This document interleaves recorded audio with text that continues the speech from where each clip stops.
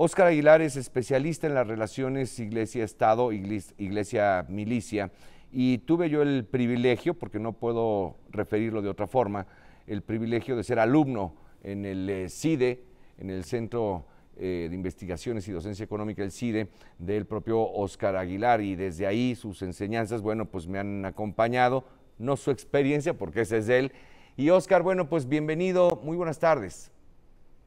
Mario, mucho gusto en saludarte, muy buenas tardes y un saludo a tu auditorio. Gracias, Óscar. Recuerdo que en aquellas conversaciones en el CIDE nos decías, a ver, la iglesia tiene dos vocaciones, evangelizar y ser Estado. Y a veces hay que entender cuando actúa como Estado y cuando actúa como evangelizador. Lo que estamos viendo del episcopado mexicano, ¿se está actuando en esa, digamos, en esa condición como una lucha evangelizadora en pro de la paz o tiene sesgos y sus toques de Estado? Mira, Mario, antes que nada, hay que dejar muy claro para que el auditorio tenga una idea de cuáles son las implicaciones políticas del pronunciamiento de la Iglesia. Cada vez que como institución hace un cuestionamiento al gobierno, en este caso por la política de seguridad asumida en esta administración, inevitablemente tiene un impacto político. Y lo que hemos estado viendo es que eh, parece que ya hay una gotota que derramó el vaso de la tolerancia frente al problema de la violencia y la inseguridad. Entonces, cuando la Comisión de la Conferencia del Episcopado Mexicano, la Sociedad de Jesús, los jesuitas mexicanos y una serie de obispos en particular han denunciado esta administración porque exigen un cambio en la estrategia, pues imagínate, la atención mediática es inevitable y en ese sentido el gobierno entra, digamos, no diría en shock, ¿verdad? No creo que no, que le genere ningún contratiempo de alto nivel, pero sí de molestia, de irritación, como lo vimos en las primeras reacciones del señor presidente, ¿verdad? Entonces, claramente la Iglesia quiso hacer un posicionamiento político. Todos los pronunciamientos públicos pues tienen un carácter inevitablemente político. Y la Iglesia reconoció inclusive que también tuvo limitaciones en la otra vertiente que tú decías, en esto de la evangelización. Evangelización significa difundir la palabra del Evangelio, la buena nueva que implica la palabra de Dios, esperando que eso genere transformaciones, tanto en las conductas individuales como colectivas, de acuerdo a las enseñanzas del Evangelio. Entonces, claramente ante la ruptura del tejido social, de los valores, de todo este deterioro que hemos visto pues en gran parte del país en este sentido, pues la iglesia dijo, pues también me ha faltado trabajo por hacer en ese tenor, ¿no? Y también tiene la iglesia este compromiso con su comunidad, es lo que ellos llaman pastoral social, cómo poder incidir y transformar el entorno específico de las comunidades, de las parroquias. Y por eso vemos en algunas iglesias dispensarios, labor social, Sí, labores, etcétera, ¿no? Entonces, entiendo. esta cuestión de la inseguridad sí pone, digamos, un antes y el después en la relación de la iglesia y la 4T de este gobierno, porque pues todos estos 3 años y cacho, ¿no? La iglesia prácticamente no se había manifestado, Mario, ¿no? Habían sido denunciadas situaciones en algunas diócesis, algunas declaraciones de obispos en Guerrero de que pues, había que platicar con los narcos para bajar la violencia, el auditorio lo recordará por ahí, ¿no?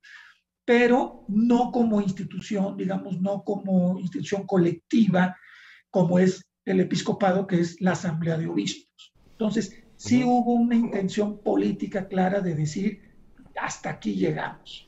Ahora, ¿Cambie su esto, estrategia, señor presidente, o esto a ver a dónde nos lleva? esto de la jornada de oración me parece que es el lado soft de los, si puedo decirlo así, o el lado suave de estos 4 puntos planteados, porque a ver, se está hablando de colocar imágenes de víctimas del crimen organizado o del crimen simplemente dentro de los templos. Se está hablando de autorizar misas en lugares donde algunas personas fueron halladas sin vida o asesinadas. Vamos, va mucho más allá, ¿eh? No estamos en una idea de que el domingo pues se unirán espíritu y oración y elevarán estas peticiones. No es eso nada más, creo que es mucho más amplio, pero quiero saber, Óscar, en tu experiencia, si como periodista o como medio de comunicación estamos exagerando el hecho o simplemente lo estamos enmarcando en lo que toca? No creo que se esté exagerando, por también hay una razón, antes de contestar tu pregunta, del significado político de esta jornada de oración, que también la Iglesia ha querido darlo, ¿no? Pero hay que entender una cosa muy importante, Mario. El problema de la inseguridad, esta creciente ola de homicidios, en esta administración ha habido más homicidios que en todo el sexenio de Calderón juntos y que en todo el sexenio de Peña juntos. O sea, a 48 meses ya superó esa marca, ¿no? El problema, Mario, es que el problema de la inseguridad, ¿no? Nunca pareció tener un referente en alguna organización, en algún personaje que pudiera expresar el descontento político de la inseguridad.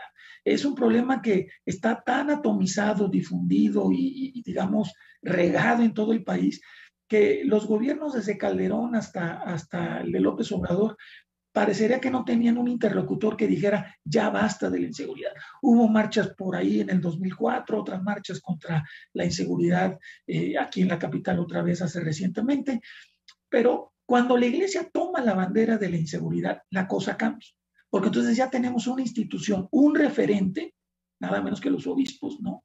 Que además nadie duda de la labor pastoral, el compromiso, o sea, de la gente más inocente que te puedas uno imaginar, víctima pues de esta violencia, ¿no? Entonces ya la administración tiene de repente a un interlocutor y decir, hay alguien que me está cuestionando este problema. Luego, la reacción, la estrategia de la iglesia para insistir en su punto de condena respecto al problema. Ellos saben que en esta jornada de oración va a haber una cobertura mediática, quieren, digamos, presentar lo que llamaríamos una escenografía de la condena al hecho de la violencia en el marco de un acto religioso como son las misas y que además, por lo que entiendo, no se va a reducir a una sola misa, va a haber diferentes celebraciones eucarísticas para denunciar esta situación. Entonces la iglesia sabe también, está jugando y aprovechando el papel de la atención de los medios para insistir en el tema que ellos han planteado de una manera muy precisa. Por favor, gobierno, Estado, cambie la estrategia de seguridad, ejerza la fuerza pública que le corresponde a usted, no caiga en la complicidad por omisión y la gente lo está demandando. La gente lo está demandando y la iglesia se ha portado, digamos, como portavoz de esta indignación generalizada, ¿no? Entonces, sí hay un sentido político mediático de hacer estas jornadas, de reproducirlas en todas las diócesis, para estar insistiendo.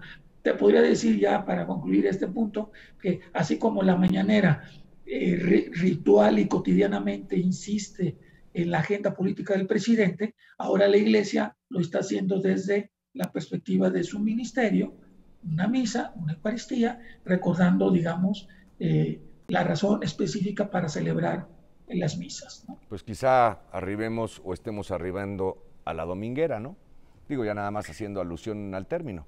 Porque también, y ya andamos bien cortos de tiempo, Oscar, pero no quiero desaprovechar que te tengo, porque también en este gobierno de permisibilidades, ¿no? En donde ya los lineamientos del INE, no importa si antes o después se destapan candidatos, pues entonces me parece que en esta ocasión pues importará o no, tendríamos digamos que pensar que es la misma lógica, si la iglesia se pronuncia ya de manera clara o no sobre asuntos políticos, que no debía ir a ser en un estado laico, pero pues estamos en los años de la permisibilidad, ¿no?